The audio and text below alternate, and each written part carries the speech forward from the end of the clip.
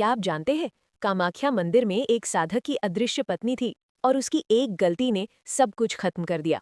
बहुत साल पहले एक तांत्रिक साधक माँ कामाख्या की कठोर तपस्या कर रहा था और बस कहता था, हे माँ, मुझे दर्शन दो। एक अमावस्या की रात अचानक एक रहस्यमयी सुंदर स्त्री उसके सामने प्रकट हुई। उस स्त्री ने कहा, हे वत्सा, मैं ही तुम्हारी आराध्य हूँ।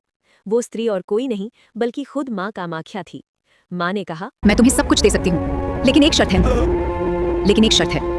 और वो शर्त ये थी कि माँ ने कहा, मैं तुम्हारे साथ रह सकती हूँ, तुम्हें सारी शक्तियाँ दे सकती हूँ, लेकिन तुम कभी भी मेरा असली रूप देखने की कोशिश नहीं करोगे। साधक ने तुरंत हाँ कर दी। उसके बाद वो माँ कामाख्या उसकी पत्नी बनकर रहने लगी, लेकिन सिर्फ रात में आती, दिन में गायब हो जाती। साधक को अद्भुत शक्तियाँ मिलने लगी। लोग दूर दूर से उसके पास आने लगे। एक दिन उसके मन में जिज्ञासा आ गई, आखिर ये है कौन, इसका असली रूप क्या है।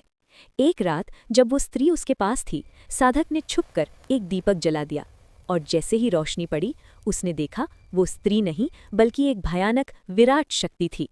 आंखों से अग्नि निकल रही थी, शरीर से ऊर्जा फट रही थी। साधक डर गया।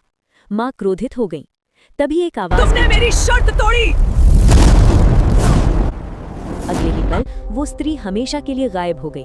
कहा जाता है कि उसके बाद उस साधक की सारी शक्तियां खत्म हो गईं। वो पागल जैसा हो गया और अंत में उसी मंदिर के पास उसकी मृत्यु हो गई।